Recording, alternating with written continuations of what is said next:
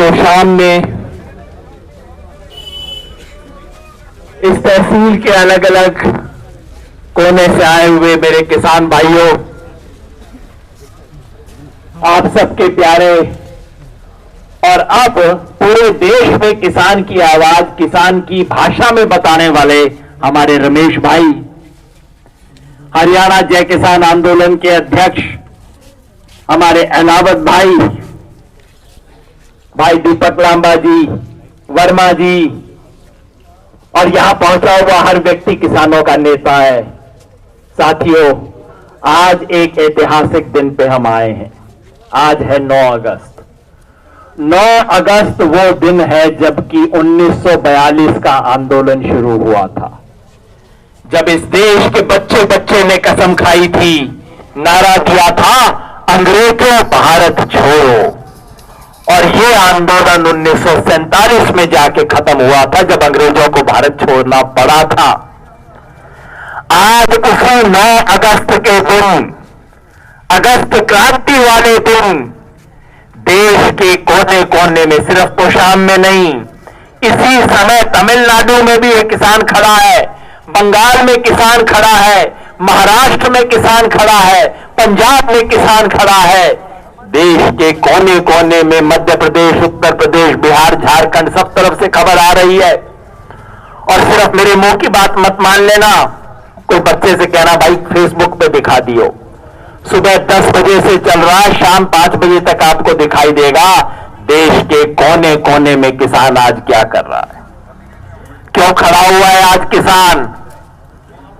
इस कोरोना की महामारी में जब सबको घर में बैठना चाहिए, किसान बाहर आने पे क्यों मजबूर है?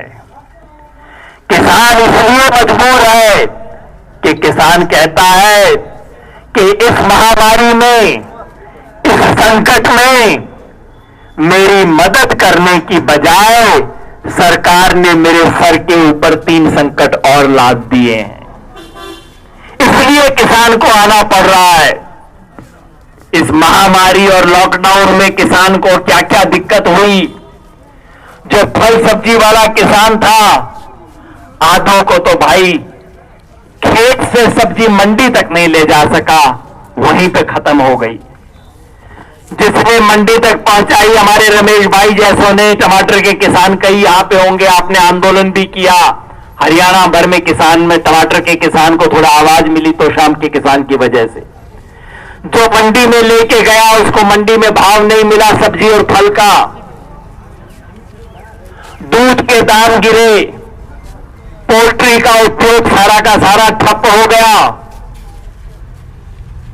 गेहूं का दाम मिला, हमारे यहां सरसों का भी थोड़ा बहुत मिल गया, लेकिन बाकी देश में किसान को फसल का दाम भी ना मिला। जो मक्की की फसल सरकार के हिसाब से 1760 रुपए में बिकनी चाहिए, वो पूरे देश में आप फोन करके चेक कर लेना, 900 और 100 रुपए के अंदर 1000 रुपए में बिक रही है वो फसल। तो सरकार को क्या करना चाहिए था? सरकार को कहना चाहिए था, भाई ये लॉकडाउन की वजह से तेरी जो फसल का नुकसान हुआ है, उसका हर्जाना हम देंगे। जब तेरा नुकसान हुआ, तेरा तो उसमें कोई कसूर नहीं है, सरकार को हर्जाना देना चाहिए था, नहीं दिया। सरकार कह देती कि भाई डीजल का दाम पूरी दुनिया के अंदर गिर गया है, चल आपकी फसल कटाई का सीजन आ रहा है, बुआई का सीजन आ रहा है, किसान को डीजल सस्ता मिल जाएगा। सस्ता मिलने की बजाय डीजल का दाम बढ़ा दिया गया। जो डीजल हम बाहर से ला रहे हैं, तेल वो सस्ता हो रहा है, लेकिन किसान के लिए डीजल महंगा हो रहा है। किसान को उम्मीद थी कि खाद में, बीज में सरकार को मदद कर देगी संकट के समय, वो नहीं की। इसके बदले में क्या किया? सरकार ने कहा कि हम 3 नए कानून लेके आए हैं किसान के लिए। किसान ने कहा भाई ये तो मैंने मांगे भी ना थे, मेरे को संकट है, मैं जो चीज मुंह से मांग रहा हूं वो आप दे नहीं रहे, और जो मैं मांग नहीं रहा वो मेरे सर के ऊपर रख रहे हो। भाई क्यों? सरकार कहती है हमारे धनखड़ साहब दोबारा बड़े नेता बन गए हैं, वो कहते हैं ये तो किसान के फायदे के लिए हम 3 कानून लेके आए हैं। अरे धनखड़ साहब, अगर किसान के फायदे के लिए लेके आ रहे थे तो खुले दरवाजे से सामने से लाने की हिम्मत क्यों ना हुई आपकी? ये चोर दरवाजे से क्यों लेके आ रहे? अगर ये कानून किसान के फायदे के हैं भाई, तो आप लाओ ना, सामान्य समय में लेके आओ। खट्टर जी, आप जनता के बीच में आओ, ढोल नगाड़े के साथ लेके आओ। अगर किसान के हित में है तो किसान आपको माला पहनाएगा, आपकी जय जयकार करेगा।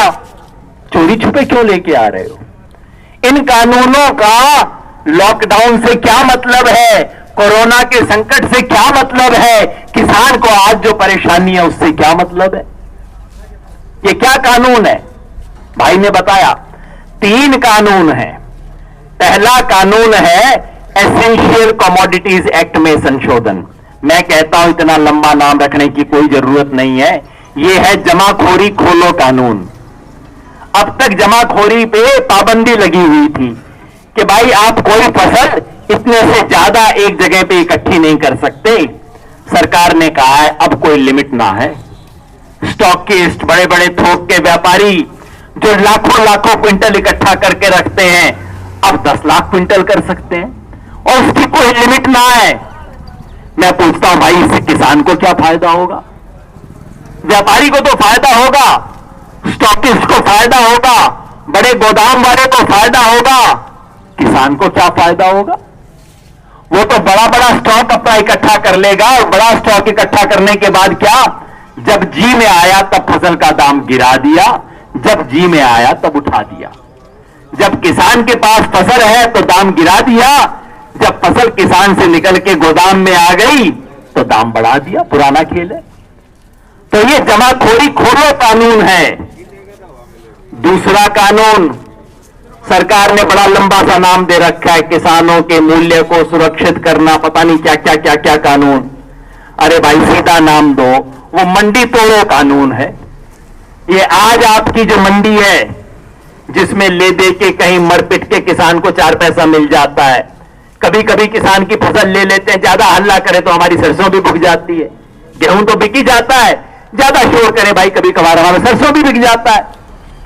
ये कानून का मतलब है कि ये मंडी की व्यवस्था को खत्म किया जाएगा। कानून ये कहता है कि अब मंडी में फसल की बिक्री की कोई जरूरत नहीं है, फसल चाहे जहां मर्जी बेचो। सरकार कहती है इससे तो किसान का बड़ा भला होगा, किसान जहां मर्जी बेच सकता है। मैं पूछता हूं भाई, अगर भला होना होता, बिहार राज्य है ना जहां हमारे बहुत मजदूर भाई यहां से आते हैं, ये बिहार में आज से 15 साल पहले मंडी खत्म कर दी थी। ये हमारी अनाज मंडी सारी खत्म हो गई बिहार के अंदर। किसान का क्या भला हुआ? जो जीरी धान हमारे यहां पे 1700 रुपए में बिकता है, वो बिहार में 900 रुपए में बिकता है किसान का। यह फायदा हुआ किसान का। मंडी खत्म हो गई तो किसान के सर पे जो टूटी फूटी छत है वो भी चली जाएगी, खरीद नहीं होगी। वो कहते हैं नहीं नहीं जी खरीद होगी। मैं कहता हूं धनखड़ साहब, मोदी जी, आप ऐसा करो, इस कानून में लिख दो कि हम न्यूनतम समर्थन मूल्य से नीचे खरीद कहीं पे भी नहीं होगी। हम खुशी से आपका हार देंगे, आपका स्वागत करेंगे, बैंड बाजे के साथ हम आपको कह देंगे किसान समर्थक को बोलो, लिख दो ना इसके अंदर। क्यों ना लिख देते? वो ना लिखेंगे क्योंकि सारा खेल ये है, मंडी जाएगी टूट, और एक बार मंडी टूट गई किसान की खुद के होगी लूट कि भाई अब तेरे पास कोई जगह ना है, होगा सरकार का रेट 1700 1800, तेने 1200 में देनी है तो दे, नहीं तो जा। ये वाला खेल होने वाला है। अडानी अंबानी आपकी मंडी के बराबर एक मंडी खोल लेंगे, उसमें किसान की क्या हैसियत? आज तो ले दे के आप कहीं ना कहीं तहसीलदार का घेराव कर लेते हो, किसी एमएलए एमपी को पकड़ लेते हो, और आप भिवानी वाले तो अपने कृषि मंत्री को भी पकड़ लेते हो कभी कभी। जब मंडी खत्म हो गई तो किसको पकड़ोगे? कोई ना आएगा हमारा बचाव करने के लिए। तो दूसरा है मंडी तोड़ो कानून। तीसरा है ठेके की खेती का कानून कि भाई ठेके की खेती तो होती है, हमारे सबके होती है, उसको करवाओगे? ना ना ना ना ना ना। क्या मतलब है? बड़ी बड़ी कंपनियां सरकार के पास पिछले 10 साल से डोल रही हैं, कह रही है कि हमारे को खेती करने की इजाजत दो। सरकार ने कहा भाई तू भी अपनी 10-20 एकड़ ले ले, कर ले खेती। ना ना ना, कंपनी कहती है कम से कम 5,000 एकड़ लेंगे तब उस पर खेती करेंगे। तो ये कानून है जो पिछले कई साल से बड़े बड़े धन्ना सेठ, बड़ी बड़ी कंपनियां जो छूट मांग रही हैं, जो आज तक किसी सरकार की हिम्मत नहीं हुई देने की, वो चोर दरवाजे से लाने वाला कानून है। अब कंपनियां आएंगी, हजारों हजारों एकड़ किसान से लेंगी, खरीदेंगी नहीं, ठेके पे लेंगी। 10 साल का ठेका, 20 साल का ठेका, अंग्रेजी का 20-20 पेज का दस्तावेज होगा। आपसे कहेंगे भाई तू अंगूठा लगा दे, तेरे को अगले साल इतना पैसा मिल जाएगा। किसान अंगूठा लगा देगा, पहले साल के लालच में अंगूठा लगा देगा, तीसरे साल उसके साथ क्या होगी कोई नहीं जानता। ये आप पंजाब के किसानों से पूछ लो, टमाटर का ही था, केचप की कंपनी ने आके ठेका किया था, लुट गए सारे किसान उसके अंदर। भाई ठेके की मांग कौन कर रहा है? कंपनियां मांग कर रही हैं, कोई किसान नहीं मांगता। तो ये 3 कानून लेके आए हैं। इन 3 कानून से क्या होगा? कंपनी राज दोबारा आएगा।